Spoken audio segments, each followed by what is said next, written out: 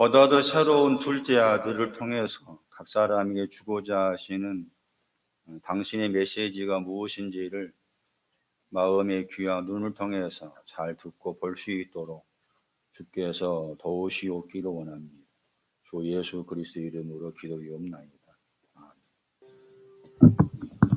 누가복음 15장 11절에서 14절입니다. 누가복음 15장 11절에서 14절 번역된 성경 보겠습니다. 또 가라사대 어떤 사람이 두 아들이 있는데 그 둘째가 아비에게 말하되 아버지여 재산 중에서 내게 더러 분깃을 내게 주소서 하는지라. 아비가 그 살림을 각각 나누어 주었더니 그 후 며칠이 못되어 둘째 아들 재산을 다 모아가지고 먼 나라에 가 거기에서 허랑방탕하여 그 재산을 허비하던 다 없이 한 후 둘째 아들에 대한 말씀의 깊이가 전에 몇 년 전에 들었던 말씀하고 좀 더 많이 다른 해석이 나오죠. 전에 봤던 그 내용하고 달리 보여지는 또 깊이 있게 보여지는 부분이 있어서 이게 소수가 모였을 때 이제 코로나 사태가 오기 전에 모인 그 모임하고 코로나 사태를 통해서 이렇게 소수가 모임에서 계속해서 나가는 이게 말씀의 방향이나 내용이 달라요.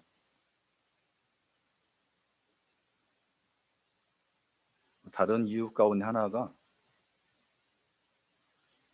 제 개인 생각이었을 때 그래도 코로나를 뚫고서 여기 와서 예배 드린다는 그 마음에 대해서 저분이 어떻게 생각하실지 분도 있을 것이고 또 제 영이 나가는 어떤 그 방향이 달려나가 좀 더 깊게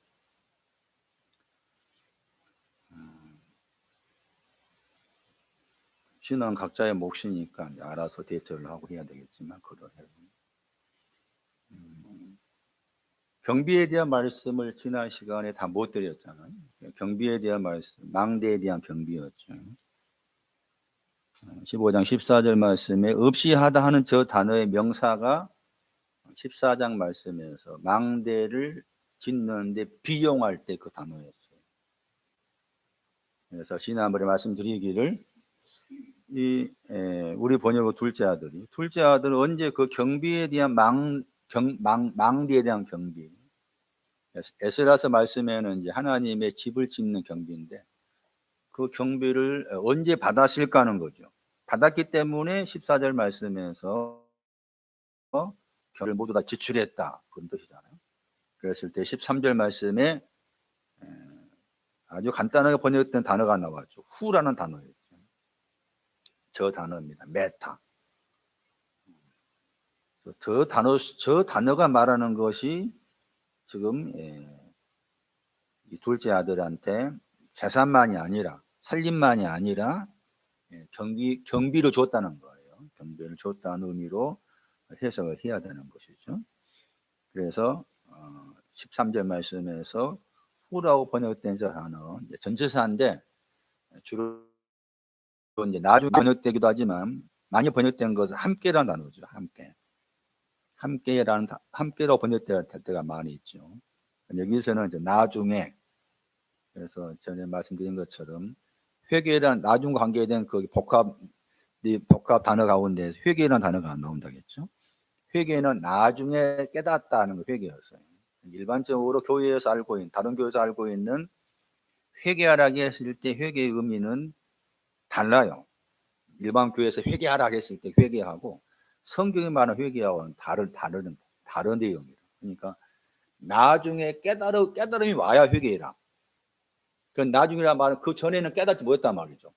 전에는 깨닫지 못했는데 어느 나중에 시점이 와서 깨달았을 때 그게 내 마음에서 회개하는 거예요. 그러니까 주께서도 회개하라, 세례요한한테 회개하라고 했을 때 그 회개의 의미가 어떤 면에서 아무나 하는 것이 아니죠. 깨달음이 와야 되니까. 그 깨닫게 하시는 것은 내가 하는 것이 아니죠. 진리의 영이 나를 깨닫게 해주시는 것입니다. 그래서 이 메타라는 단어, 후라는 단어가 어떤 그 복합 명사로서 동사로서 회개와 관계된 중요한 단어를 할 수가 있는 것인데, 하나님의 집을 짓는 데 경비가 필요하다. 비용이 필요하다. 그 비용을 내가 받아야 하는 것. 받아야만이 그 지출을 하는 것. 그것을 14절 말씀에서 모든 것을 없이 했다고 했을 때 경비를 지출했다. 그 모든 것의 단어는 경비의 모든 내용을 포함하고 있는 것이죠. 그것은 잠시 후에 경비의 내용에 대해서 설명드리고, 다니엘서 3장과 다니엘서 6장에서 그 경비가 어떻게 지출되었는가 하는 것이 다니엘 3장과 6장의 내용이기 때문에 다니엘서 말씀을 통해 설명드리기로 하고, 오늘은 설교의 앞부분에 있어서는 제가 다시 아들에 대해 설명하고자 합니다. 둘째 아들에 대한 설명하고, 그 다음에 사람에 대해 설명하고자 합니다. 사람. 우리가 일반적으로 성경에 사람 그러면은 내가 알고 있는 사람입니다. 이게 사람이라고 생각해요. 성경은 그렇게 말하고 있지 않다. 성경에서 말하는 사람은 겉의 것이 아니에요. 속에 대한 거죠. 신앙과 결부되어 있는, 이런 신앙의 내용을 갖추었을 때 사람이라 하는 것이죠. 그럼 겉은 우리가 생각한 처럼 눈, 코, 입이 다 달려가지고 사람이지만 내 속이, 내 마음과 영이 성경에 말하는 사람의 내용을 담고 있지 않으면 나는 엄밀히 말해 하나님 보시기에 사람이 아닌 거죠. 또 한 가지, 왜 주님은 사람의 아들로 오신다는 말을 복음서에만 썼을까? 왜 사람의 아들, 인자라고 했잖아. 왜 사람의 아들로 오신다? 그걸 임하심이라 표현했지만 그것은 이제 잘못 해석해서 재림이라 말하잖아요. 왜 사람의 아들로 오신다고 했을까? 그 말이 중요해. 내가 사람이 아니니까 말. 내가 사람이 아니니까 사람 되게 해준다는 거예요. 내가 아들이 아니니까 아들 되게 해준다. 그것이 사람이 아들로 오신다는 거예요. 나에게. 그러니까 엄밀히 말해서 사람은 주님만 사람인 거야. 예수 그리스도만 사람인 거예요. 하나님 눈에는. 우리는 사람이 아니야. 예수 그리스도만 사람이야. 예수 그리스도만 사람이야. 예수 그리스도만. 나는 아직 사람이 안 돼 있어. 그러니까 나를 사람 되게 만들어주기 위해 당신이 사람의 아들로 오시는 것이고, 나는 아직 아들이 안 돼 있어. 그러니까 사람이 아들로 오시는 거야. 나는 아직 아들이 안 돼서, 그러니까 하나님의 아들로 오시는 거야, 나에게. 나는 사람이 아니구나라고 생각이야. 그 사람이 아니니까 구독이고 벌레고 등등. 사람이 아니야. 그럼 사람이 된다는 것은 무엇일까? 특히 우리가 많이 알고 있는 창세기 1장 16절이잖아요. 우리 형상과 모양, 번역된 날, 우리 형상 모양대로 사람을 만들자고 했거든, 거기에. 그렇잖아요? 창세기 1장 26절에. 그러니까 우리 형상과 모양대로 사람을 만들자. 그때 사람도 우리가 알고 있는 사람이 아닌 거지. 신앙의 사람. 그래서 정리를 하면은 사람이 된다는 것은 내 영과 마음이 사람에 관한 신앙의 내용이 있는데, 사람에 관한 신앙의 내용을 내가 받아들이면서 점차 사람이 되어가는 것이고, 사람의 아들로 오신 걸 말씀드린 것처럼 나가 사람이 안 돼 있기 때문에 당신이 오셔가지고 내 안에 내가 사람을 심어주는 거죠. 그 여기 말씀 가운데 15장 11절 말씀에서 어떤 사람이 있었습니다. 그 어떤 사람? 예수 그리스도죠. 요한복음 19장 말씀에 빌라도가 그 말 있죠. 보라? 이 사람 보라 하잖아. 이 사람 보라. 사람은 예수 그리스도만 사람이다. 우리가 알고 있는 사람이 아닌 거다. 하나님의 눈에는. 당신만이 사람인 거지. 하나님만이 사람이고 예수 그리스도만이 사람인 거야. 나를 사람으로 만들기 위해서 저분이 사람의 아들로 오시고, 나를 하나님으로 만들기 위해서 하나님의 아들로 오시는 것입니다. 아담이란 그 단어를 번역할 때 그게 이제 사람이라는 단어죠. 그래서 아담을 번역할 때, 히브리 아담을 번역할 때 그게 이제 여기 나와 있는 헬라어가 이 사람이 되는 거예요. 그 아담이라는 단어를 쭉 따라가 보면은 그 아담이라는 그 단어 속에 사람의 신앙이 들어있어요. 사람의 신앙. 우리가 들었던 말씀이에요. 들었던 말씀인데 지금은 정리가 되어서 드린 말씀이에요. 그랬을 때 5가지가 나와요. 5가지.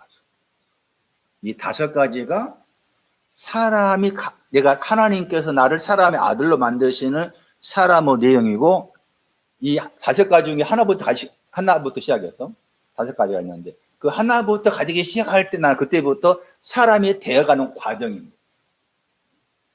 하나님의 눈에는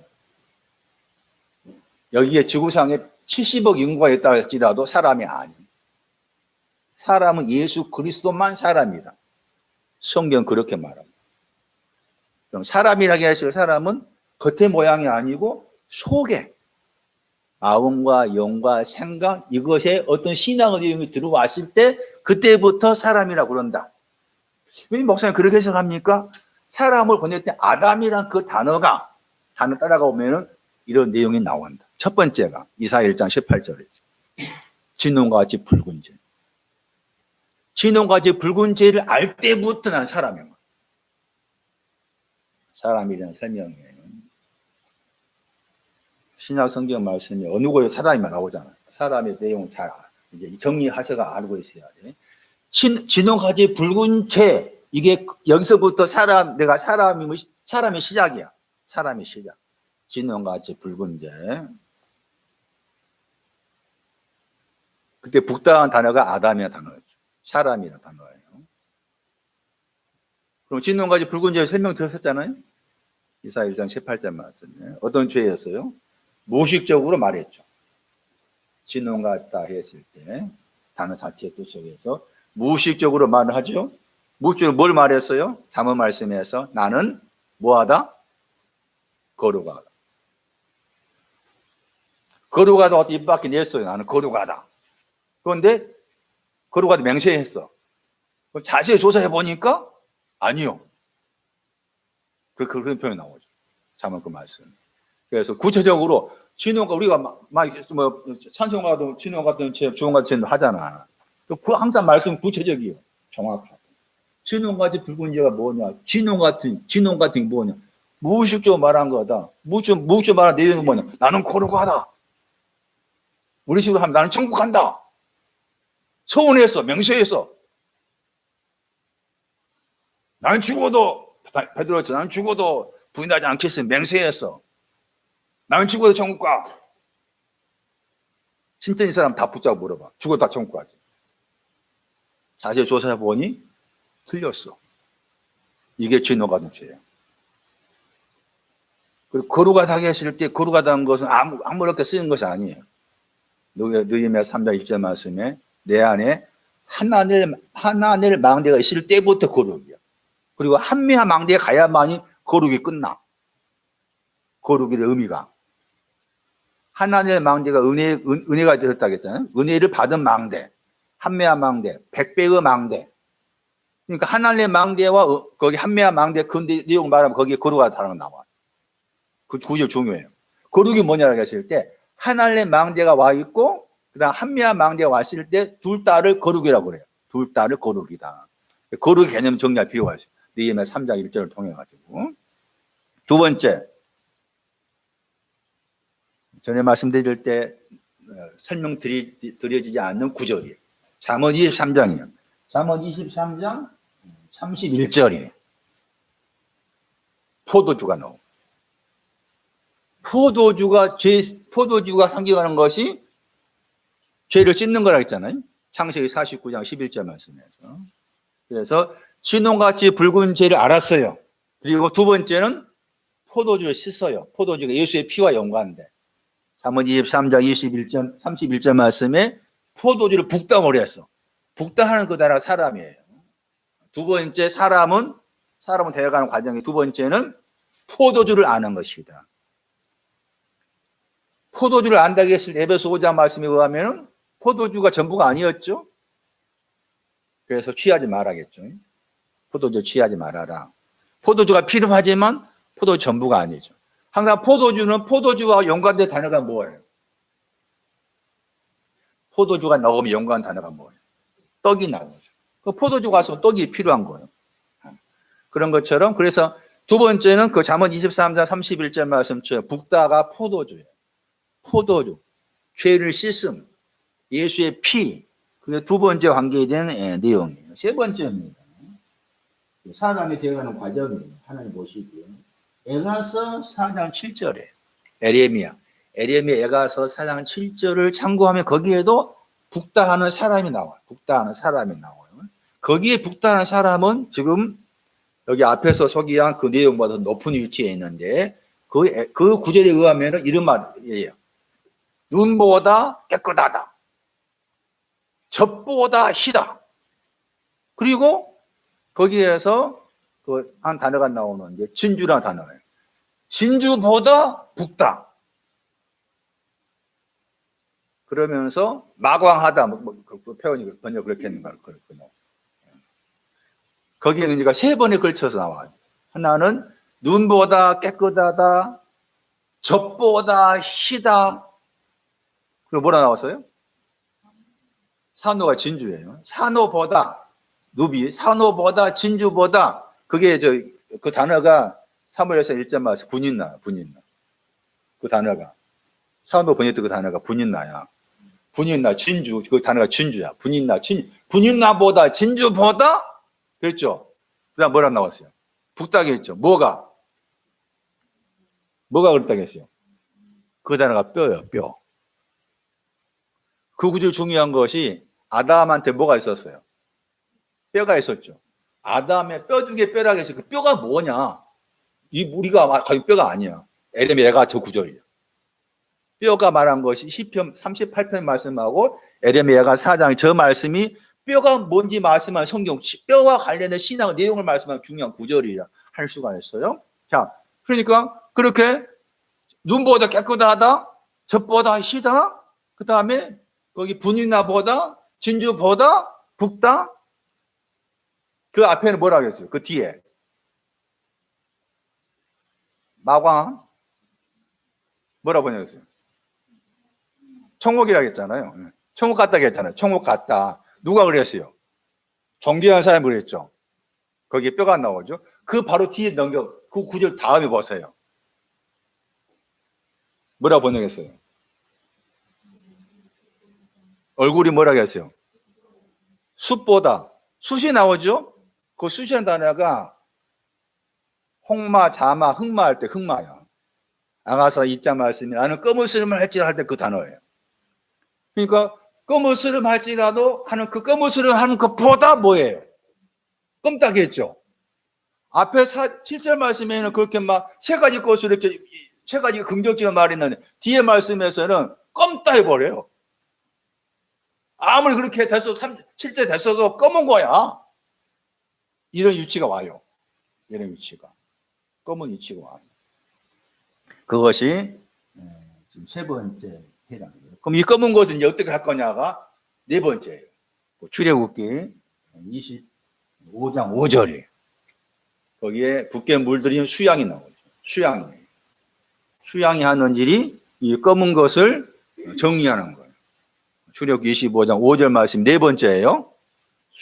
수양의 가죽이 나오죠. 수양의 가죽이 붓다예요. 그러니까 네 번째는 수양을 아는 거예요.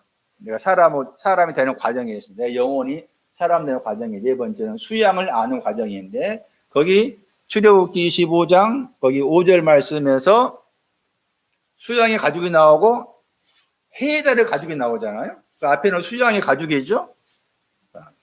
수양의 가죽이 뭐라고 했어요? 붓다겠죠. 그러니까 수양이 붓다할 때 붓다하는 그 단어가 아담이에요. 아담. 아담의 단어 뜻이 붓다는 말이에요. 좀 더 이제 약간 확장해 말하면은 아다마가 있어요. 아다마라는 단어가 있어요. 그 아다마라는 단어가 땅 번역된 단어인데 아다마, 아담, 붓다 다 같은 과예요. 히브리어로 다 같은 과. 그러니까 땅을 말할 때 아다마라는 단어가 나오는데 아다마라는 단어가 보이면 이것은 붓다 뜻이구나. 그렇게 선 이해를 하셔야 돼. 아담 그 단어도 북다고 아담마도 북다야. 그럼 주 25장 말씀에서 네 번째죠. 네 번째에서는 붉은 옷이 뭐였어요? 수양이었죠. 그러니까 수양이 하는 일은 바로 앞 에레미야 에가서 말씀에 검은옷을 한 것을 정리하는 쪽이 수양이 하는 일이다. 수양. 그럼 수양 그러면 우리가 또 떠올려야 될 성경 구절을 생각하셔야 돼. 수양이 북다게 하실 때 수양이 하는 역할이 뭐냐가 창세기 22장이죠. 창세기 22장이 수양과 관계된 사건이죠. 그리고 창세기 22장에서 수양과 관계된 사건에서 하나님 이름이 나오죠. 그 하나님 이름이 뭐예요? 창세기 22장에서 하나님 이름이 나와. 하나님 이름이 뭐라 나와 있어요? 여호와 뭐라 나와 있어요? 여호와 이레. 많이 들어봤잖아. 여호와 이레라고 했을 때 그 말은 이레란 말이 그러니까 여호와께서 준비하다가 아니라 우리 준비하다 번역했잖아. 여호와께서 보고 계신단 말이야. 여호와께서 보신다. 그 보시는 내용이 뭐야? 그 수양이에요. 수양. 그러니까 내가 수양을 알아야만이 여호와 이레를 아는 거야. 내가 수양이 뭔지를 알아야만이 여호와 이레는 하나님 이름 알아. 그러니까 하나님 이름이 여호와 이레를 하신 것은 나에게 수양을 보여주시겠다 그 말이죠. 붓게 물든 수양을 보여주겠다 하는 것이 거기 창세기 22장에 나온 사건인데 창세기 22장을 좀 설명하려면 시간이 걸려. 근데 오늘은 이제 좀 사람 관계된 내용이라 거기까지만 소개할게요. 그래서 네 번째는 수양과 관계된 내용을 말하고 마지막이 나훔서예요. 나훔서 2장 3절 말씀. 용사의 방패가 나와요.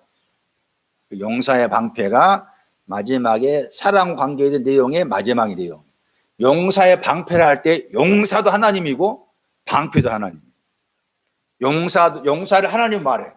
다른 구절에 의하면 용사도 하나님이시고 방패도 하나님이셔. 그것을 북다고 그래요.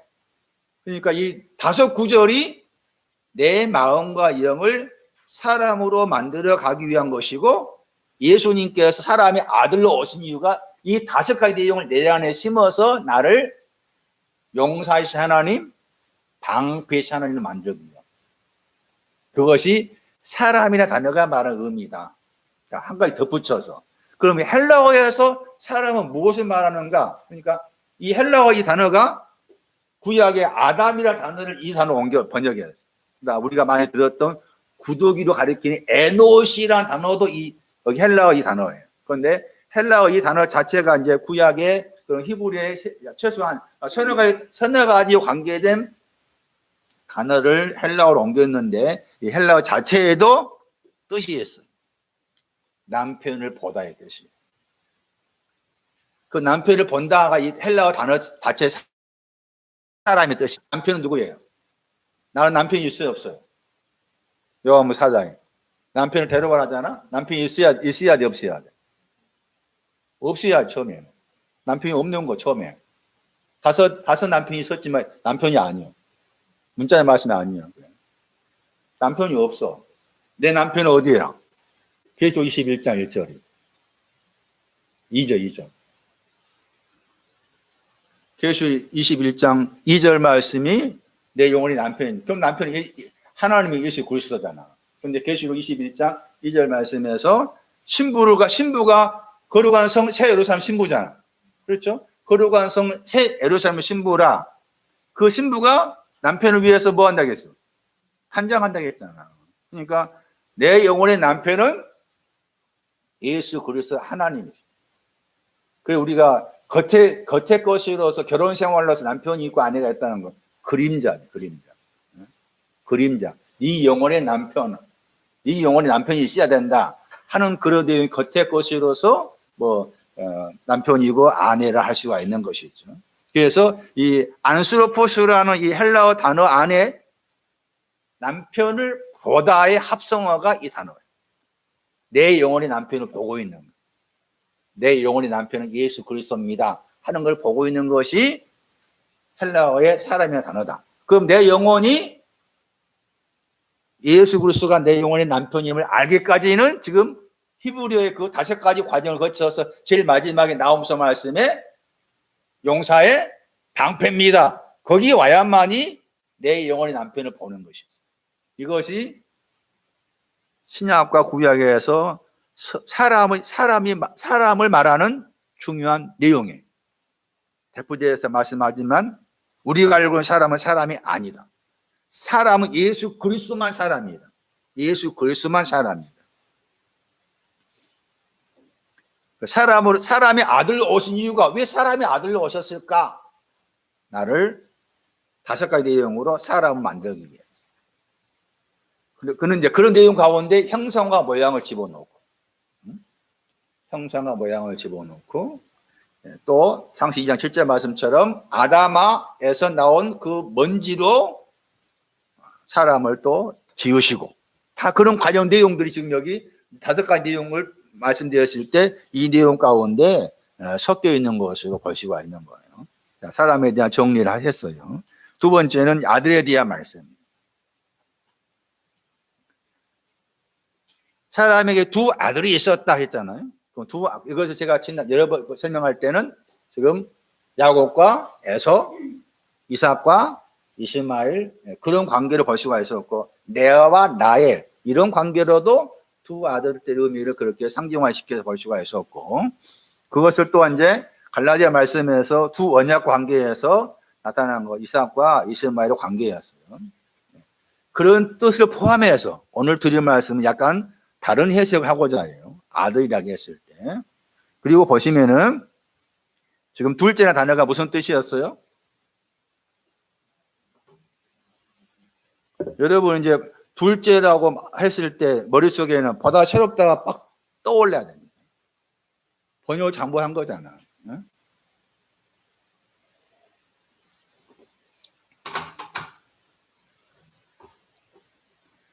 그러면은 자 다시 이제 보다 더 새롭단 말을 제가 누가복음 12장 말씀 통해 설명했죠. 보다 더 새로운 그 둘째는 뭐였습니까? 보다 더 큰 거였죠. 그럼 다시 이 구절 안에서 누가복음 15장 이 구절 안에서 보다 더 새로운 것이 뭘까 하는 거예요. 보다 더 새롭단 말은 새로운 것이 있는데 그 비교해서 보다 더 쓴 거잖아요. 그 새로운 것은 있고 그 다음에 보다 더 새롭다 하는 것이 둘째 의미였죠. 그럼 보다 더 새롭다고 했을 때 그 비교 대상이 뭐가 되겠어요?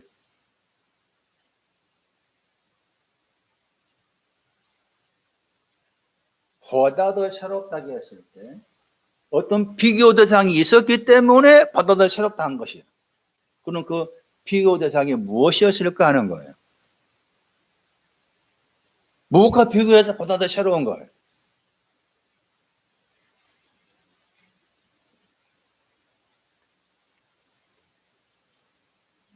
(15장 11절) 보세요. 항상 단어 자체들이 그냥 허투루 쓴 것이 하나도 없다겠죠. 거기 우리 번역으로 이렇게 번역했죠. 그 둘째가 그랬죠. 그랬죠. 그 둘째가 번역한 거잖아. 그라는 단어 보세요. 복수예요, 단수예요?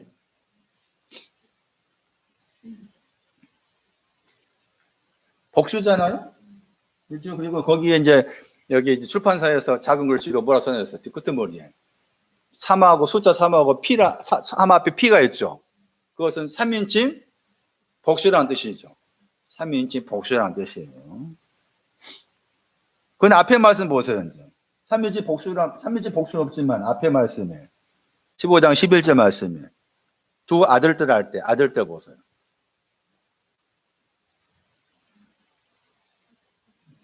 아들들이 복수죠. 그러니까 15장 12절 말씀에 그들은 아들들을 말한 거예요. 이해되셔요? 아들들을 말한 거예요. 그러면은 새롭다 할 때 그 새로운 대상은 뭐예요? 네? 뭐라고? 새로운 대상은 뭐예요? 새로운 대상은 아들이고, 보다 더 새로운 건 뭐예요?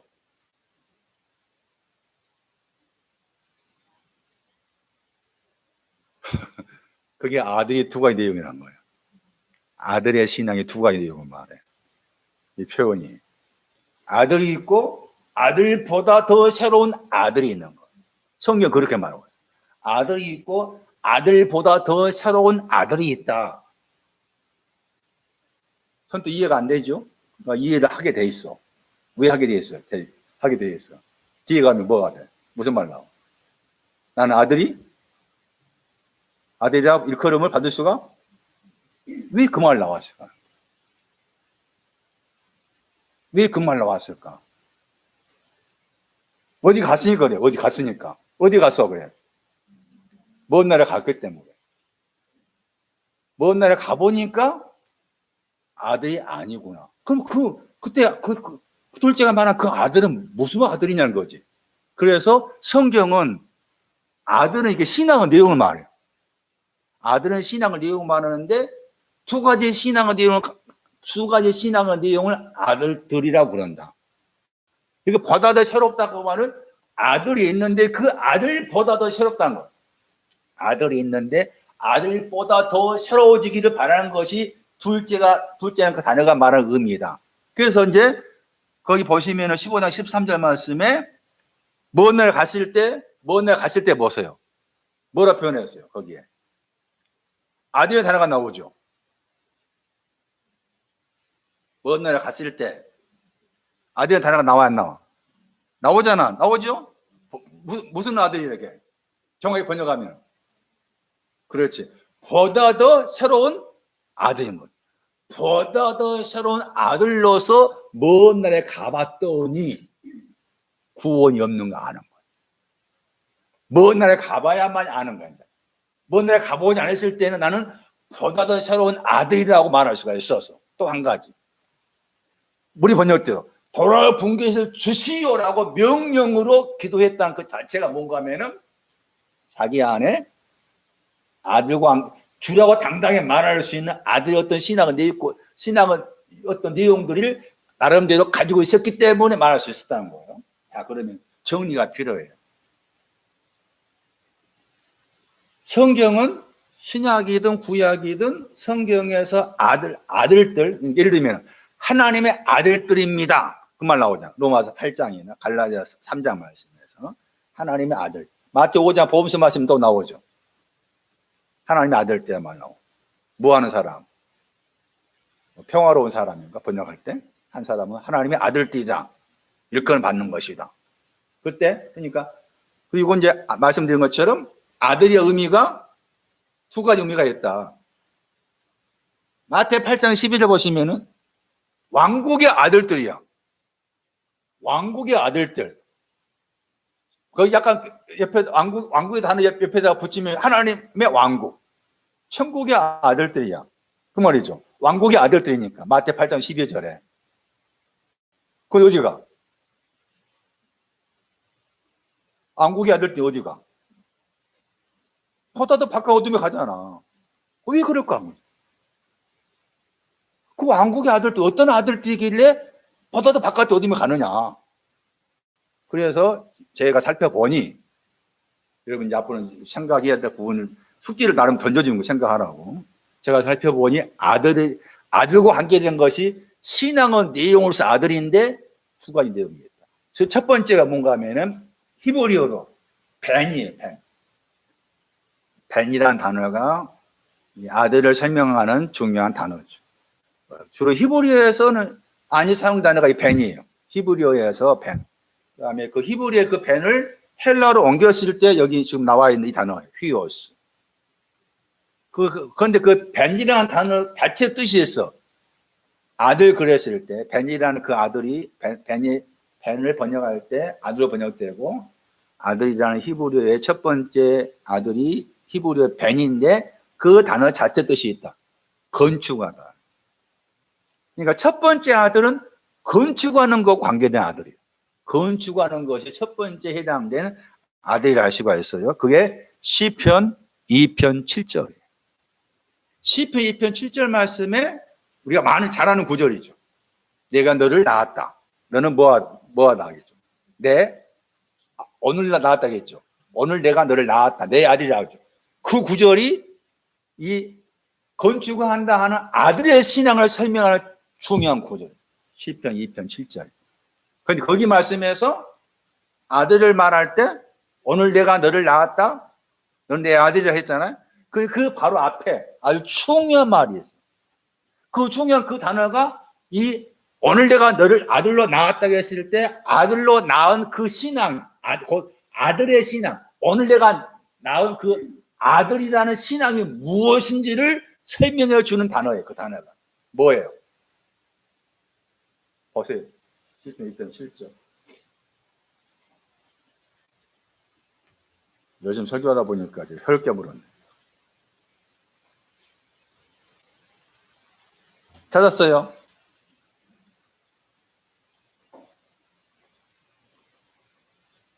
뭐가 나와요? 시편 2편 7절.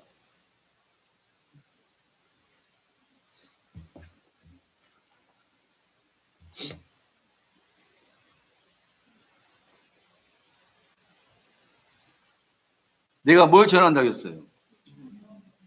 예? 내가 뭘 전한다고? 그 앞에 단어가 번역 안 됐죠? 여호와죠. 여호와에 뭘 전한다고요? 영을 전한다. 그 단어예요. 호크. 영이라는 단어. 영 번역됐죠.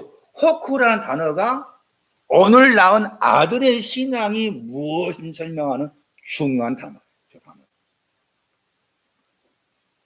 시간이 없기 때문에 나중에 자세히 설명할 드리기로 하고, 어쨌든 지금 큰 틀로서 아들의 신앙이 두 가지가 있는데 그 첫 번째가 시편 2편 7절이다.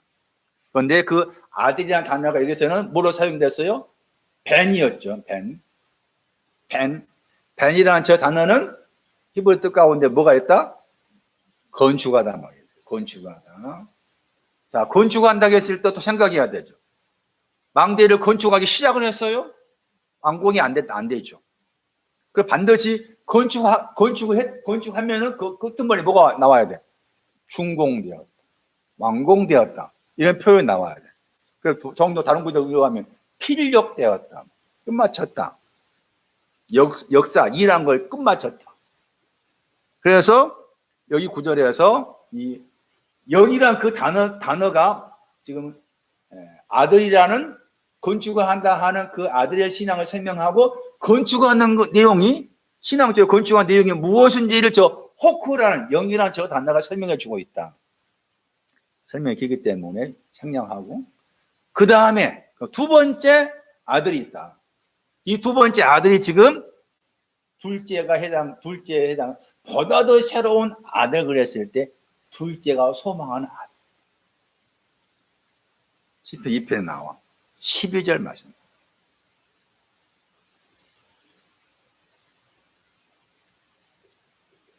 아들이 나오죠? 시편 2편 12절. 시편 2편 말씀이 두 종류의 아들의 신앙을 설명하는 중요한 장입니다. 신구약 성경 말씀에서 아들의 신앙을 두 가지로 설명해 주고 있는 중요한 내용을 제공하는 곳이 시편 2편이다. 2편 12절 보세요. 아들이 나오죠? 번역을 아들로 번역했잖아요? 그렇죠? 번역된 거 보면. 그런데 원어 보세요. 7절하고 12절 보세요. 틀려요, 같아요? 틀려요, 같아? 틀리지요? 그 12절은 원어로 뭐예요? 바르죠. 약간 강하게 발음하면 바르죠. 바르. 맞아요? 앞에는 뭐예요? 7절은 벤이었어요. 벤은 뭐예요? 건축하다였어요. 바르가 나오죠. 바르였어요. 그리고 2편 7절에서 그 아들한테 곧바로 나온 말씀이 8절 말씀에 아들은 구하라고 그러잖아. 구하라고 그러잖아. 그런데 2편 12절 말씀에서 바르는 아들이 나오죠? 뭐 하라고 그럴까? 바르는 아들은 입 맞춰야 돼. 바르는 아들한테 입 맞춰야 돼. 벤이 아니고 바르는 아들이 있는데 그 바르는 아들한테 입 맞춰야 돼. 입 맞춰야지 뭐 어떻게 돼요? 진노하시면서 뭐가 되는 거예요? 망하죠. 내용이 다르다가. 그게 바르는 뭔가 하면은 단어 자체 뜻이 있어요. 보호자의 상속자. 바르가 보호자의 상속자. 다니엘서 말씀이 많이 나와.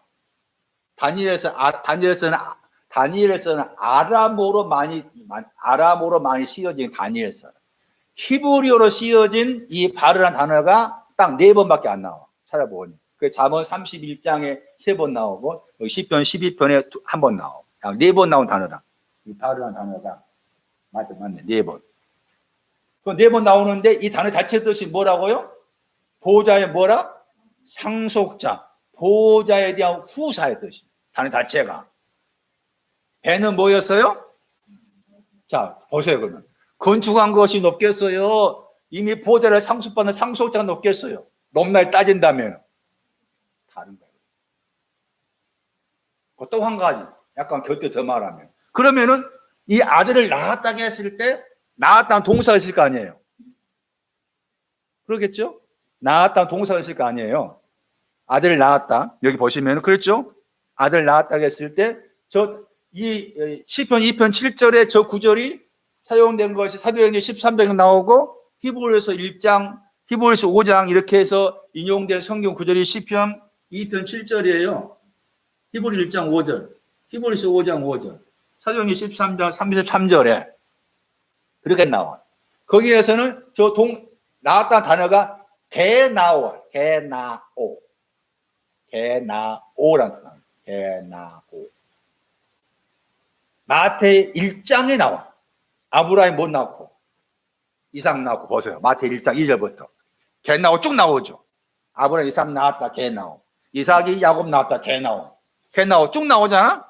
그것을 앞에 말씀에서 다윗의 아들, 아브라함의 아들, 예수님의 낳은 책 번역하면 예수님께 낳은 책이다라고 1장 1딱 했죠.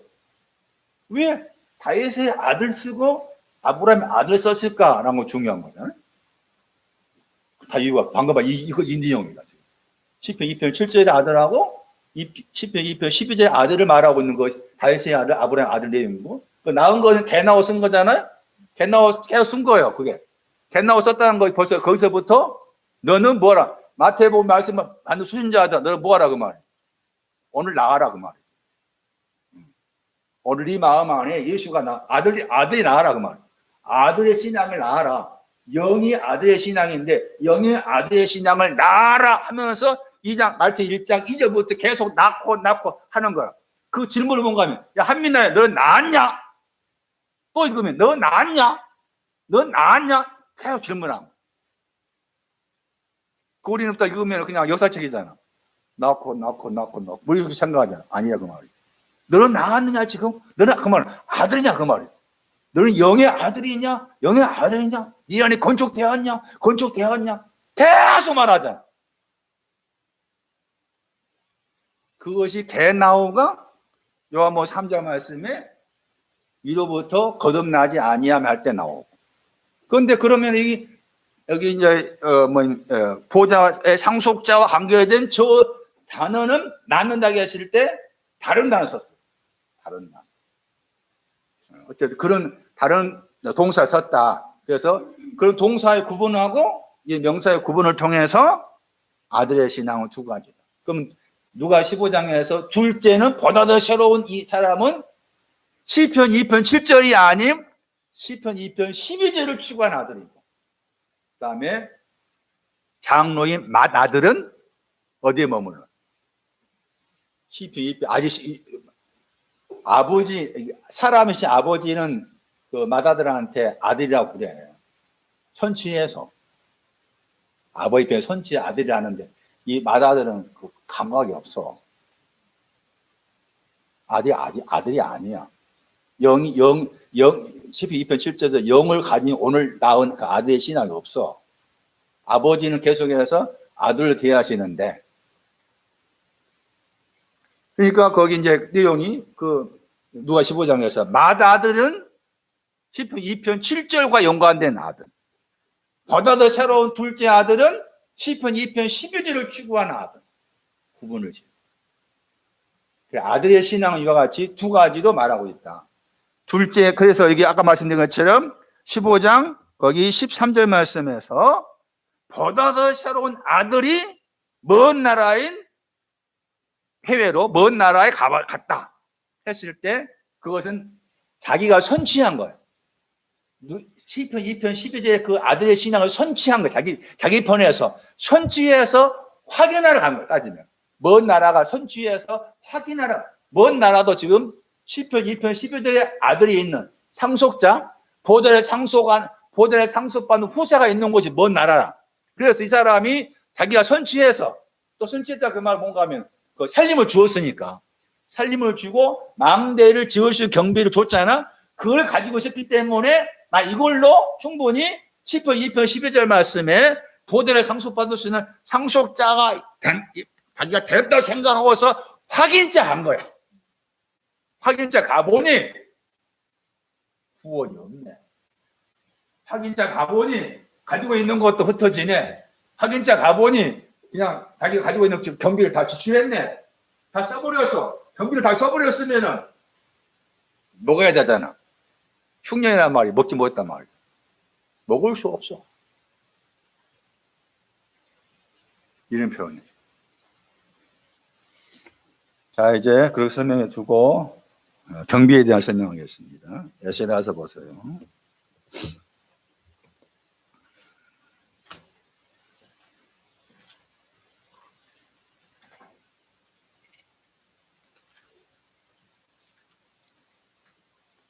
에스라서 6장 4절에 나오고 경비라는 단어가 비용, 경비 대표될 말씀이지만 누가 15장 14절 말씀이 없이 했다 하는 저 단어의 명사 히브리어로 여기 아람어지만 아람어예요.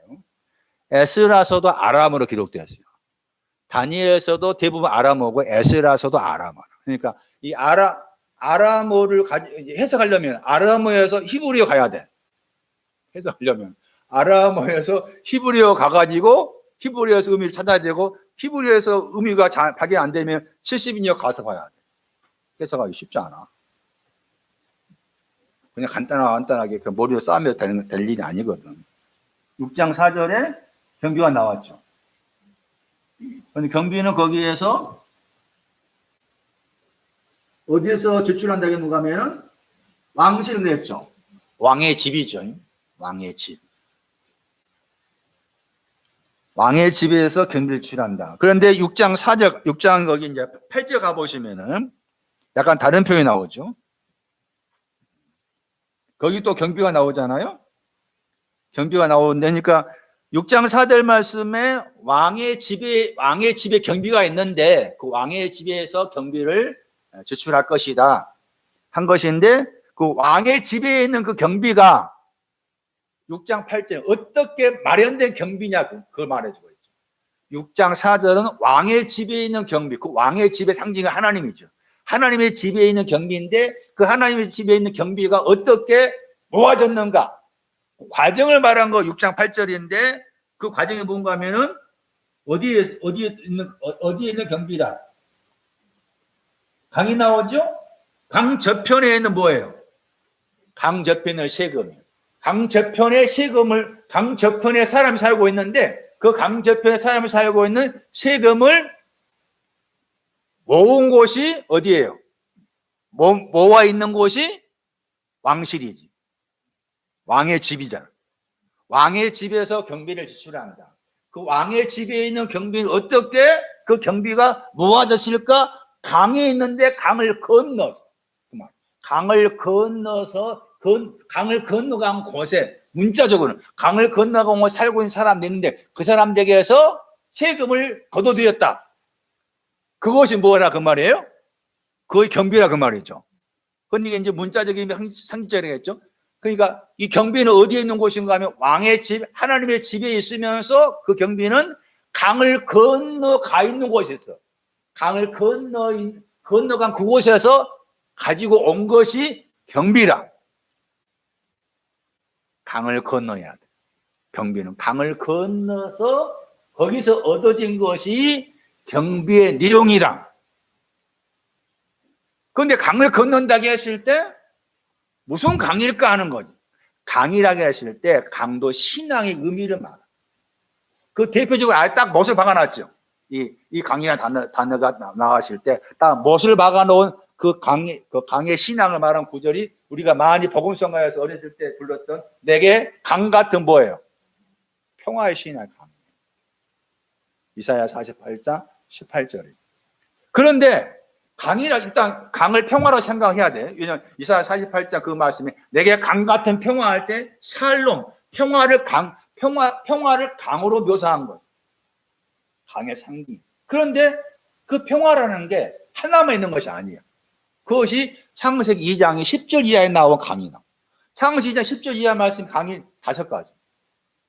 에덴에서 나와 있는 그 강이 갈라져 가지고 첫째 강, 둘째 강, 셋째 강, 넷째 강 나오잖아. 강의 의미가. 다시 창세기 15장 18절에 가면 거기에는 강이 3개가 나와. 애굽에 있는 강, 큰 강, 유프라테스 강. 강에 대한 것도 신앙의 의미를 담고 있다. 자, 그럼 보세요 또. 요한복음 7장 말씀에 네 배에서 생수의 강이 흘러나온다고 했잖아. 강이 그 신앙을 말해. 어떤 신앙은 내용 강이라. 내 안에서 흘러나오는 강. 그럼 여기서 말하는 강이 있는데 그 말이죠. 여기 보세요. 경비는. 지금 어떤 강이 있는데 그 강을 뭐 했다 그 말이에요. 건너갔다 그 말이죠. 강이 있는데 이 강을 건너간 곳에서 얻어진 것이 경비의 내용이다. 그것을 둘째 아들 받아가지고 다 그것을 제출했다고 한 거잖아요. 그럼 여기서 강은 그 어떤 강일까라고 했을 때 영어 번역에서는 이 강을 뭐라고 말하고 있는가 하면 창세기 2장에서 마지막에 나온 강이 뭔가 하면 유프라테스 강이에요. 영어 번역에서는 유프라테스 강으로 말해요. 그것도 좀 틀리지 않다 봐요. 그래서 1차적으로 강을 건넌다고 했을 때 건너기 전에 강은 유프라테스 강이에요. 유프라테스 강이 있었고 그 유프라테스 강을 건넌 곳에 경비가 있다. 건넌 곳에서 모아진 그 세금이 경비의 내용입니다. 유프라테스 강. 창세기 2장의 마지막 강이 유프라테스 강이죠. 네 번째가. 바로 세 번째가 무슨 강이 나오죠? 티그리스 강인가? 그거 나와있죠. 번역 그렇게 했나? 근데 유프라테스 강이 있는데 그 강을 건넌 곳, 거기에서 세금을 모은 것이 경비의 내용이다. 그러면은 유프라테스 강, 물론 문자적으로는 지금도 메소포타미아, 우리가 역사에서, 세계에서 역사에서 배울 때, 뭐 세계 4대 문명 하면 메소포타미아 문명 나오잖아. 그 메소포타미아 문명에서 강 이름 나오잖아. 손나이 잘 알잖아. 강 이름 나오지. 유프라테스 강 나오잖아. 뭐 티그리스 강 나오고. 그게 메소포타미아 문명을 형성한 거잖아. 다 이게 지금 역사적으로 따지면 성경 역사와 연관되어 있는 거잖아요. 그런데 그 유프라테스 강이라고 했을 때 그냥 문자 유프라테스 강이면서도 상징적이다. 유프라테스란 그 단어가거든. 이 단어가 무슨 뜻이에요? 살찐 송아지를 잡으라. 우리가 먹고 뭐하자? 적이자 그 단어예요. 적이자 그것이 유프라테스의 상징이다. 어? 살찐 송아지를 먹고 잡아라. 우리가 먹고 즐기자 할 때 유프라이노죠. 유프라이노 단어가 유프라테스와 관계된 단어다. 그러니까 유프라테스 강은 유프라이노 먹고 즐기자 하는 내용을 말해. 그래 뭐세요? 먹고 즐겼는데 먹고 즐긴 것에 머무르지 않고 먹고 즐긴 거 뭐 하는 거야 지금? 즉 경비는 뭐 한 거예요? 건너가는 거야. 먹고 즐기는데 거기에 머물러 있지 않고 먹고 즐기는 거기를 건너가서 얻어진 세금의 경비 내용이다. 다시 누가 15절 생각한다면 뭐예요 그럼? 무슨 뭐가 또 나와? 기뻐하다 나오잖아. 카이로가 나오잖아. 카이로 안 나와? 나오지 않아. 나오죠? 유프라이노나 즐기자. 우리가 먹고 즐기자. 제일 마지막 부분 나오잖아요. 이 내 아들은 죽었다 살았고 하니까 우리가 즐거워하고 기뻐하자 했잖아. 기뻐하는 내용이야. 자, 그렇게만 정리해 놓고 다시 이제 구체적으로 다니엘 3장만 봤습니다. 왜 다니엘 3장이 거기 경비를 제출한 내용이냐? 다니엘에서 3장 보세요.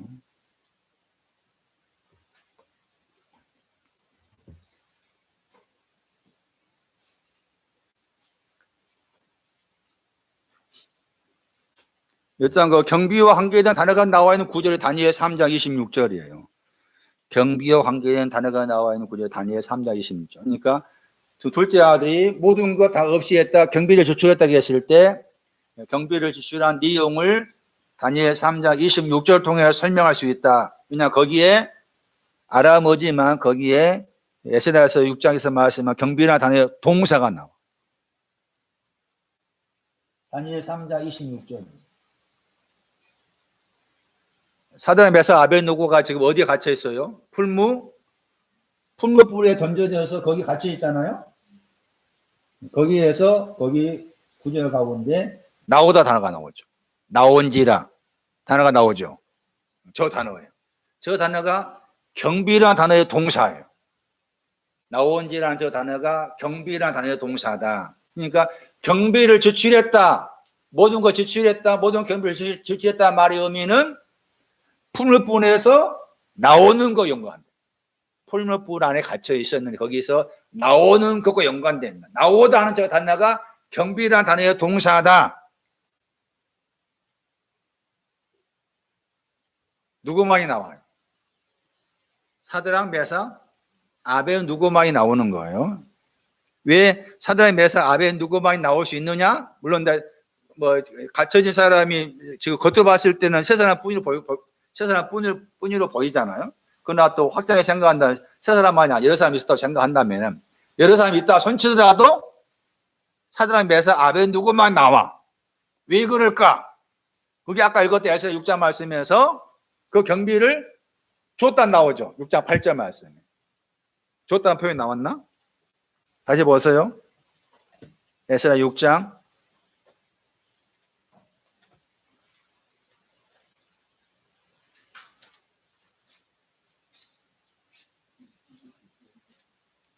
신적이 주었다 말 나오죠. 신적이 주었다 할 때 주었다 하는 저 단어에 해당되는 사람이 사드락 메삭 아벳느고. 주었다 하는 저 단어에 해당된 사람이 찾아가 보면은 사드락 메삭 아벳느고가 주었다와 관계된 신앙을 가진 사람이에요. 그러니까 경비를 주었다고 했을 때 사드락 메삭 아벳느고도 포함돼요. 그러면 또 누가 하면 15절 말하면은 경비를 주었다고 해서 누구도 포함돼요. 둘째 아들로 포함돼요. 받았으니까. 그래서 사드락 메삭 아벳느고 둘째 아들 이 사람한테 경비를 주었다. 경비를 준 걸 받았다. 이렇게 말할 수가 있는 것인데 그러면은 사드락 메삭 아벳느고라고 했을 때 이 사람 이름이 가지고 있는 신앙 내용이 있어요. 이런 신앙 내용을 추구하고 가지고 있었기 때문에 경비를 받았다. 네, 그런 해석을 할 수가 있는 것인데 나중에 그거 자세히 설명드리려고 하고 지금 1장적으로 이와 같이 거기에서 다니엘 3장 26절 말씀에서 나왔다 하는 저 단어가 경비를 써버렸다 하는 단어 내용이다. 경비를 써야만이 어디서 나온다? 풀무불에서 나온다. 경비를 써버려야만 나온다. 그리고 그 경비를 쓸 수 있는 사람은 사드락 메삭 아벳느고 둘째 아들이었다. 다니엘서 말씀의 주제는 여러 가지 면에서 생각할 수 있는 내용이 있습니다만 지금 여기 다니엘서 3장은 무엇과 관계된 내용인가 하면은 지금 앞에 말씀 보시면 약간 또 설명이 좀 필요해서 약간 설명 더 드리면은 다니엘 3장에서는 지금 사드락 메삭 아벳느고가 풀무불에 던져지잖아요. 그런데 다니엘 6장 가면은 거기 다니엘만이 어디에 들어가요? 사자굴에 들어가죠. 다니엘이 사자굴에 들어가는 것하고 그 다음에 사드락 메삭 아벳느고가 풀무불에 들어가는 것하고 신학의 내용이 달라요. 그런데 지금 여기 다니엘서 3장에서는 풀무불에 들어가게 된 배경이 뭐 있는가 하면은 앞에 말씀에 3장 거기 1절 말씀에 금으로 신상 만들었다 나오죠. 3장 1절에 금으로 신상 만들었다고 했죠. 그리고 만든 신상 만드신 금이 이제 3장 2절 말씀에 낙성식을 향한 낙이죠. 신상을 만든 신상의 어떤 왕궁 기념으로 낙성식. 신상을 만든 기념으로 낙성식 행하는데 거기에 이제 겉으로 봤을 때 모든 악기가 동원돼. 그 악기가 동원돼서 그 악기를 동원해 가지고 막 여기 소리하는 거잖아요. 그랬을 때 절하라는 거죠. 어디에 절하는 거예요? 신상에 절하는 거잖아요. 그런데 거기에 대해서 이제 사드락 메삭 아벳느고가 반대하니까 풀무불 넣은 거예요. 그래서 다니엘서 말씀의 주제 가운데서 한 주제가 뭔가 하면 신상에 대한, 신상을 번역된 저 단어 첼렘이라는 단어, 첼렘. 이 첼렘이라는 신상의 의미를 정확하게 이해를 해야 되는데, 이해를 하지, 이제 신상의 내용이 이제 뒤에 보면은 뭐 철로 되어 있고 못도 되어 있고 막 여러 가지로 이렇게 장황하게 설명해요. 장황하게 설명하지만 딱 줄이면 이렇게 여기서 번역한 것처럼 신상이라, 신상, 첼렘, 신상에 대한 사건이. 신상 그럼 이 단어가 창세기 1장 26절 말씀에 형상과 모양할 때 형상. 그러니까 이 형상에 대한 신앙 사건, 형상에 대한 신앙 사건이 다니엘서 3장에 나와 있는 형상 앞에 전하지 아니한 것 때문에 풀볼이 들어간 거. 다니엘서 주제 가운데 한 주제가 형상에 대한 사건이다. 그런데 이제 안식교에서는 이 형상의 의미를 아주 세분화시켜가지고 역사적으로 대입을 시켜. 그래가지고 뭐 철이 나오면 이 철은 뭐 역사적으로 뭐 어느 나라, 여기 뭐 로마 시대, 뭐는 또 그리스 시대, 잘 모르지만 대충 그렇게 말. 그 말을 혹해가지고 예수 제든 거잖아. 안식교가. 안식교는 안식에 토요일로만 모인 데 있지 않고 재림의 목표가 있어. 재림. 이 땅에. 그러니까 이 첼렘이라는 형상의 의미를 제대로 해석하지 못하니까 그 잘못된 해석이 나온 거예요. 안식교 일찍이 미안하지만. 미안한 것도 아니지. 나이 많이 드신 분, 돌아가시는 모르겠지. 여자분. 박식하더라고. 그건 잘못 해석한 거. 그럼 형상 그럼 딱 두 가지야. 하나님 형상이냐 아니냐지. 형상. 예? 형상 그러면은 하나님의 형상이냐 아니냐 이 둘 중에 하나인 거야. 그럼 창세기 여기 다니엘 3장은 하나님 형상이 아닌 것이지. 사단 벼슬 아벨 하나님 형상이 아닌 것이기 때문에 절하지 않는 것이지. 그런데 나중에 이 형상이 다니엘 3장 같은 형상이 계시록에 나와. 짐승이 나와. 그 짐승의 거기 번역 우상 번역해서 그다음 형상이야. 그러니까 짐승의 형상, 다니엘 3장에 나와 있는 형상 다 같은 과거든. 짐승 형상도 뭐예요? 하나님 형상이 아닌 것이요. 그러니까 형상이라는 말은 딱 두 가지다. 하나님 형상이냐 아니냐. 아무리 거기 느부갓네살 왕이 뭐 거기 정상에다 뭐 철로 하고 못도 한달지라도 하나님 형상이냐 아니냐인데 사단 벼슬 아벤누고는 하나님 형상이 아니니까 철하지 않은 것이고, 계시록 말씀에서 형상이란 말 이런 거 나오는 다 짐승 형상이야. 짐승 형상도 형상이 아닌 거지. 그러면 구분을 어떻게 할 수가 있는가 하는 거잖아요. 도대체 이 형상이 하나님 형상인지 아닌지 설명하겠어. 그런데 그게 쭉 따라가 보면은 누구를 만나는가 하면 베드로를 만나. 베드로가 이 형상이 남아있는 거야. 하나님 형상이 아닌 짐승의 형상. 베드로 속에. 그게 갈라디아 2장. 나중에 형상에 대해 다시 설명할 기회가 있을 거예요. 좀 대충 설명한 거예요, 이 정도. 그러니까 다시 정리하면은 느부갓네살 왕의 금모로 된 신상을 만들었다. 그게 형상에 대한 문제다. 형상에 대한 문제는 계시록에 나온다. 짐승 형상. 형상은 신구약 말씀 형상은 둘 중 하나다. 하나님 형상이냐 아니.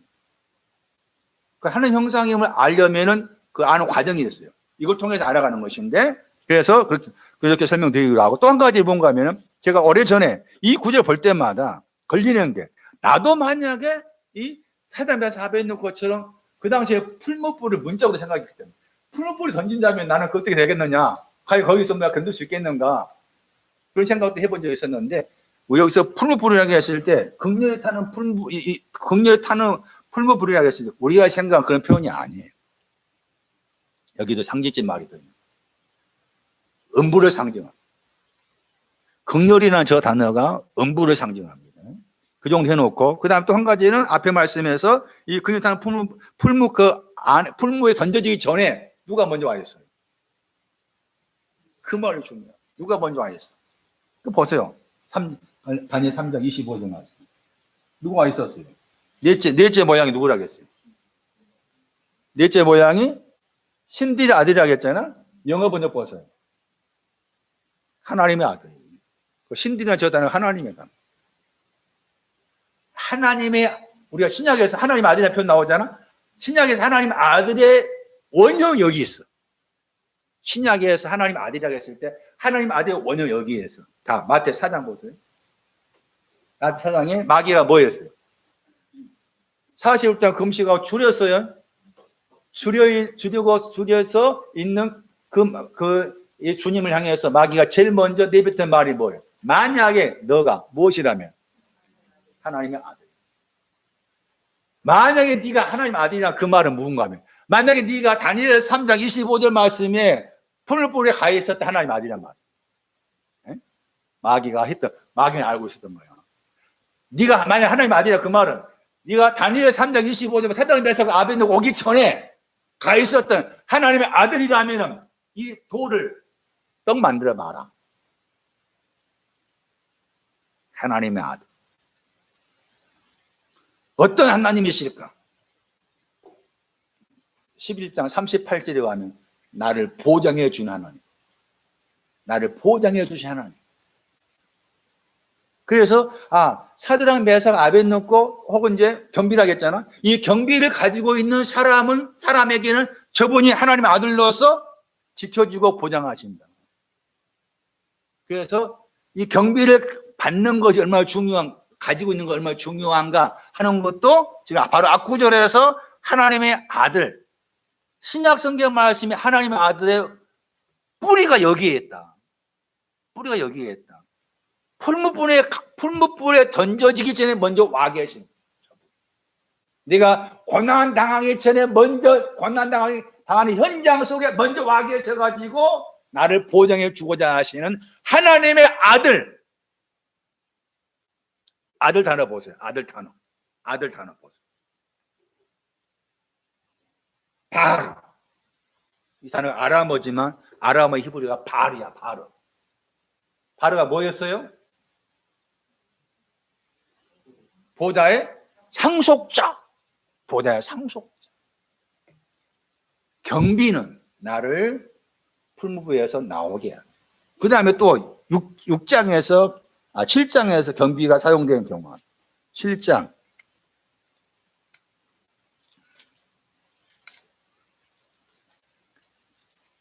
7장 10절.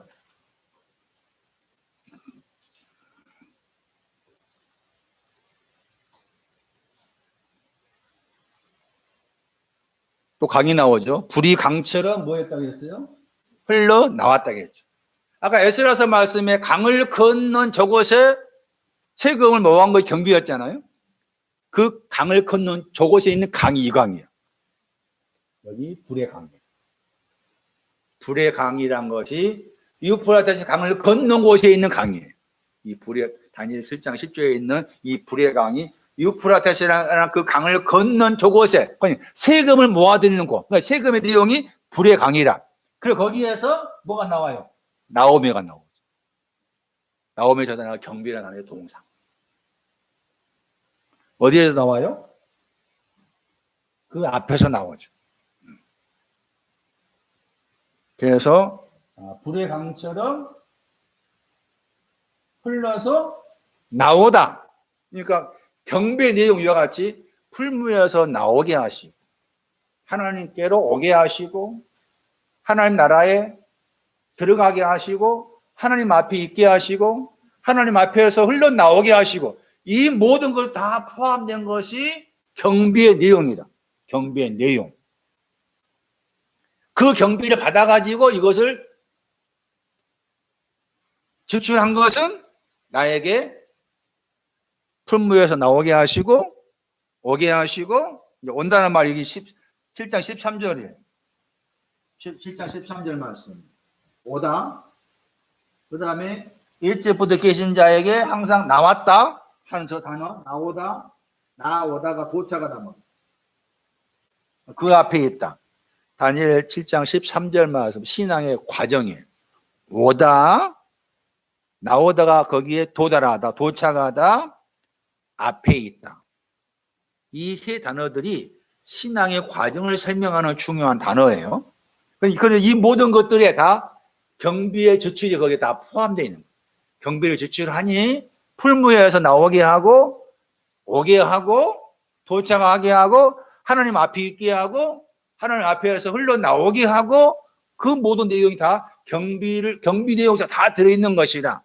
이것을 경비를 지출한 거예요.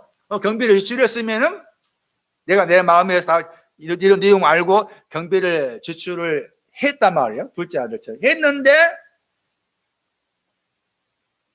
힘이 있는, 정확하군요. 힘이 있는 기근이 있었다. 그 나라를 쫓아서 누가 15절 14절 말씀에 그 나라를 따라갈 때 힘이 있는 기근이 되었습니다. 그런 표현이에요. 그 말의 의미는 그 기근이라는 말은 굶주림은 뭐가 연관되냐면 떡과 연관, 떡을 먹을 수 없다는 거예요. 그 떡도 힘 있는 떡이라. 힘 있는 떡을 먹지를 못합니다. 지출했는데 그것을 이 다니엘서 7장 생각한다면 힘 있는 떡을 먹지 못했다는 말은 다니엘 7장 10절 말씀처럼 그 앞에서 흘러나오는 불의 강이에요. 흘러나온 불의 강을 먹을 수 없습니다. 그런 의미예요. 그럼 곧바로 먹을 수 없는 거지. 왜냐하면 이제 과정이 필요하니까. 그래서 거기에서 먼 나라에 갔더니 거기 아는 사람이 이제 어디 보내요? 들에 보냈죠? 들에 보내가지고 거기에 뭐가 있었어요? 돼지를 쳤어요? 예. 이런 과정을 거치는 거예요. 이런 과정을 거쳐. 그리고 과정을 거쳐야만 얻는 것이지. 그러니까 다 지출했다고 해서 곧바로 얻어진 것이 아니다. 크게 흉년들었다고 했을 때 그 의미는 다니엘 7장 10절 말씀에 흘러나오게 하는 불의 강을 내가 먹어야 되는데 줄여 말하면 하나됨이지. 하나됨의 신약을 내가 먹어야 되는데 먹을 수가 없다는 거지. 먹을 수 없는 이유가 아직 과정이 필요한 거다. 와야 되고 도착해야 되고 앞에 있어야 되고 이런 과정이 필요하다. 그런 과정을 이제 풀어 놓은 것이 거기 뒤 이후의 말씀에 나오고 또 거기 말씀 가운데서 왔잖아요. 누가 15장 말씀 왔죠? 왔는데 뭐라고 했어? 아직도 그 말 나오죠. 왔는데 아직도 거리가 멉니다. 그게 다니엘에서 왔는데가 어디인가 하면 다니엘 7장 13절 말씀. 다니엘 7장 13절 말씀. 왔는데 아직도 거리가 멀다 하는 말 다니엘 7장 13절 설명이 가능하다. 그 말씀 가운데 와서가 나오죠. 와서가 나오잖아요. 저기까지 왔는데 상가가 멀다? 상가가 멀다는 말을 다니엘 7장 13절 말하면 어디가 어떻게 되는 거예요?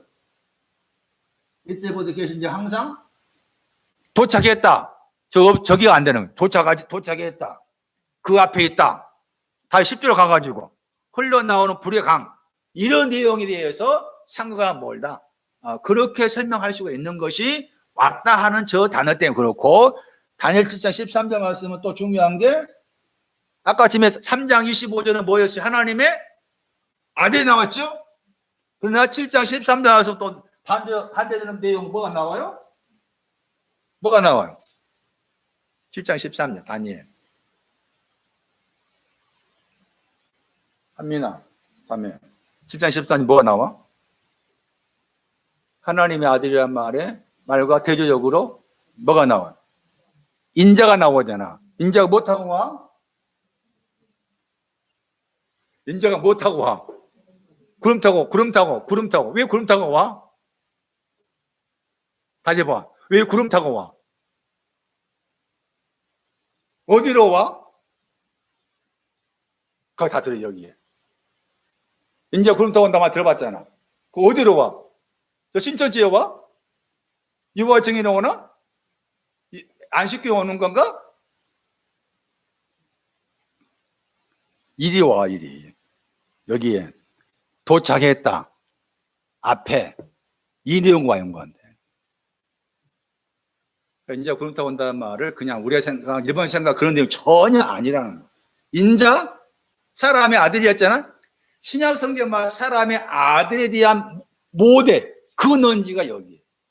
하나님의 아들에 대한 근원지가 다니엘 3장 몇 절? 외워야 돼. 3장 몇 절? 25절. 그러면 인자에 대한 구름 타고 오신 인자에 대한 설명이 이미 다니엘에다 봐서 적어놨어. 다니엘에서 이 말씀만 이해하면 되는 거야. 인자가 뭐냐? 사람의 아들이 뭐냐? 다니엘 7장 몇 절이? 13절. 거기에 인 단어 봐. 인자할 인. 사람이라 단어잖아요. 사람이 단어인데 그 단어에 아람어, 이게 아람어. 이 아람어의 히브리어가 에노시. 구더기. 이 단어의 헬라어가 누가 15장에 안시로포스. 아들 보세요. 단어 보세요. 똑같죠? 하나님 아들 할 때 단어죠? 보다에 대한 뭐?